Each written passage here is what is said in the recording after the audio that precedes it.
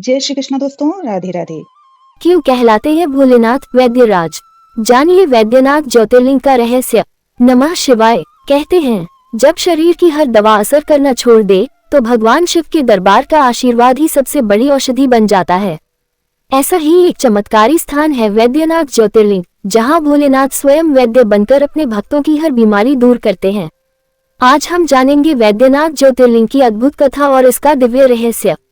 नमस्कार दोस्तों, मैं हूं तृप्ति गुप्ता। स्वागत है आपका आपके ही चैनल में। आज की हमारी यह जानकारी आपके लिए महत्वपूर्ण होने वाली है, इसलिए आप हमारे साथ वीडियो के अंत तक बने रहें। भारत के 12 ज्योतिर्लिंगों में से एक वैद्यनाथ ज्योतिर्लिंग का महत्व बहुत ही अद्भुत और चमत्कारी है। कहा जाता है कि यहाँ भगवान शिव वैद्य रूप में विराजमान है और अपने भक्तों की हर बीमारी, कष्ट और दुख दूर करते हैं। ये धाम न केवल आध्यात्मिक शक्ति का केंद्र है बल्कि रोग मुक्ति का स्थान भी माना जाता है। इस वीडियो में जानिए वैद्यनाथ ज्योतिर्लिंग की प्राचीन कथा। क्यों कहलाते हैं शिव वैद्यराज? यहाँ आने से कैसे दूर होती है बीमारी और क्या है इस धाम का विशेष महत्व? झारखंड के देवघर में भगवान शिव का वैद्यनाथ ज्योतिर्लिंग मंदिर है, जहाँ श्रावण में लाखों श्रद्धालु आते हैं। रामायण काल से जुड़ी कथा के अनुसार रावण ने शिवलिंग को लंका ले जाने की कोशिश की, मगर विष्णु देव की लीला से वह झारखंड में ही स्थापित हो गया था। आइए जानते हैं इसकी पौराणिक कहानी। झारखंड के देवघर में भगवान शिव का बहुत ही पवित्र और भव्य मंदिर स्थित है। हर साल सावन के महीने में यहाँ श्रावण मेला लगता है, जिसमें लाखों श्रद्धालु बाबा भोलेनाथ के दर्शन के लिए आते हैं। श्रद्धालु सुल्तानगंज से पवित्र गंगा का जल लेकर करीब 100 किलोमीटर तक कांवड़ उठाकर बाबा को जल चढ़ाते हैं। इस दौरान यहाँ आध्यात्मिक आभा देखने लायक होती है।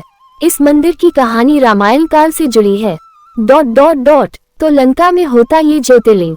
पौराणिक कथाओं के अनुसार रावण ने हिमालय पर जाकर शिवजी की प्रसन्नता के लिए घोर तपस्या की। इसके बाद उसने एक एक करके अपने 9 सिर काट शिवलिंग पर चढ़ाने दिए।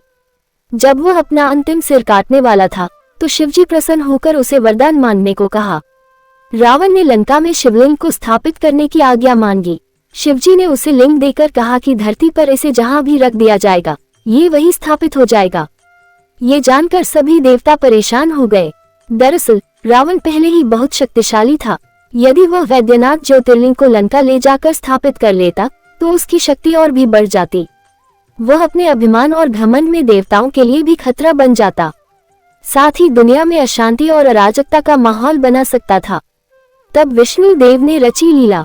भगवान विष्णु को जब रावण की इस योजना का पता चला तो उन्होंने रावण को शिवलिंग को लंका ले जाने से रोकने के लिए हस्तक्षेप किया। उन्होंने वरुण देव को आदेश दिया कि वह रावण को शिवलिंग ले जाने से रोक दे। इस ज्योतिर्लिंग को लेकर रावण जब रास्ते में था तो उसे लघुशंका लगी। तब उसे एक ग्वाला दिखाई दिया। रावण ने उसे बुलाकर शिवलिंग थमा दिया और लघुशंका करने चला गया। जब रावण लौटा तो उसने देखा कि ग्वाला शिवलिंग को वहां रखकर कहीं चला गया था। फिर वहीं स्थापित हो गया ज्योतिर्लिंग। इसके बाद रावण ने शिवलिंग को उठाने की लाख कोशिशें की, मगर सफल नहीं हो पाया। इधर ब्रह्मा, विष्णु आदि देवताओं ने आकर उस शिवलिंग की पूजा की। उसी स्थान पर ज्योतिर्लिंग की प्रतिस्थापना की और शिव स्तुति करते हुए वापस स्वर्ग चले गए। लोक मान्यता के अनुसार ये वैद्यनाथ ज्योतिर्लिंग मनोवांछित फल देने वाला है, इसीलिए इसे कामना लिंग भी कहा जाता है। वैद्यनाथ ज्योतिर्लिंग क्यों पड़ा नाम? कहते हैं कि रावण के कटे हुए सिरों को शिवजी ने फिर से ठीक कर दिया था। साथ ही उसे सिरों के कटने की पीड़ा से भी वैद्य यानी चिकित्सक बनकर मुक्ति दिलाई थी। इसी वजह से इस ज्योतिर्लिंग को वैद्यनाथ कहा गया। कहते हैं कि यहाँ भगवान वैद्यनाथ का पूजन और अभिषेक करने वाले के रोग दोष से मुक्ति मिलती है।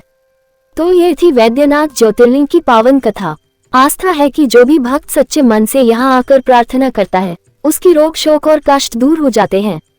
यदि आपको ये कथा अच्छी लगी हो तो वीडियो को लाइक करें, सब्सक्राइब करें और बेल आइकन दबाकर जुड़े रहें ऐसी ही दिव्य कथाओं से। हर हर महादेव।